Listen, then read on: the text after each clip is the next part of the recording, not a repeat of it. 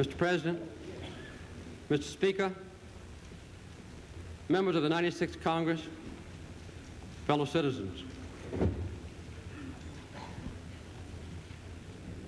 This last few months has not been an easy time for any of us.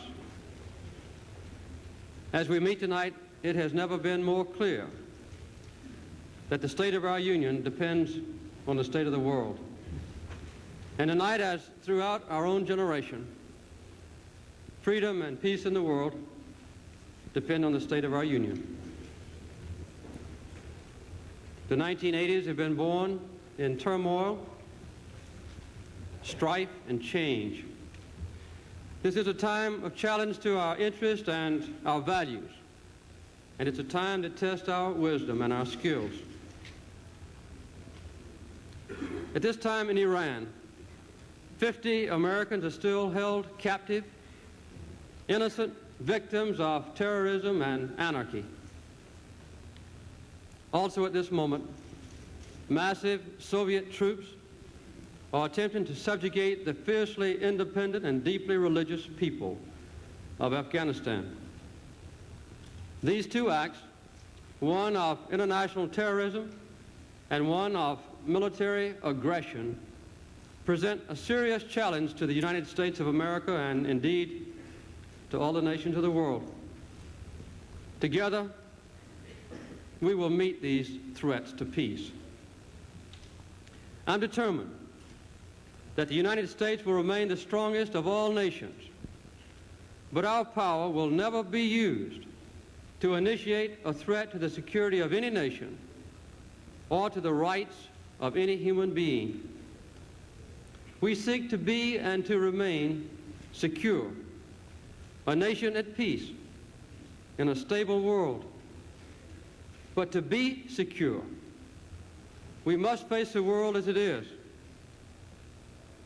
Three basic developments have helped to shape our challenges: the steady growth and increased projection of Soviet military power beyond its own borders, the overwhelming dependence of the Western democracies on oil supplies from the Middle East, and the press of social and religious and economic and political change in the many nations of the developing world, exemplified by the revolution in Iran. Each of these factors is important in its own right. Each interacts with the others. All must be faced together, squarely and courageously. We will face these challenges, and we will meet them with the best that is in us, and we will not fail.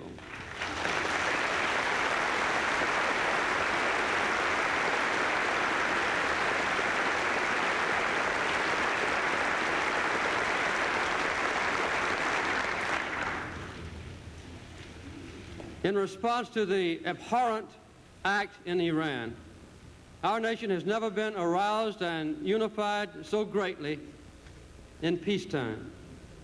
Our position is clear. The United States will not yield to blackmail.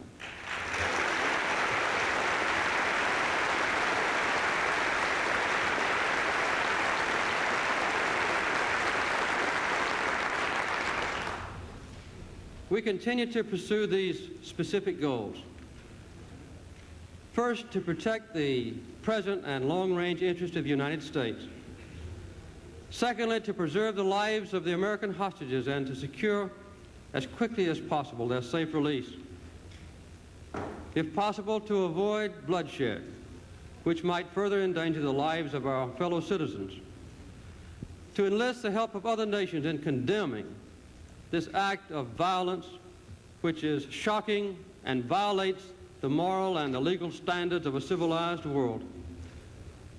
And also to convince and to persuade the Iranian leaders that the real danger to their nation lies in the north, in the Soviet Union, and from the Soviet troops now in Afghanistan, and that the unwarranted Iranian quarrel with the United States hampers their response to this far greater danger to them. If the American hostages are harmed, a severe price will be paid.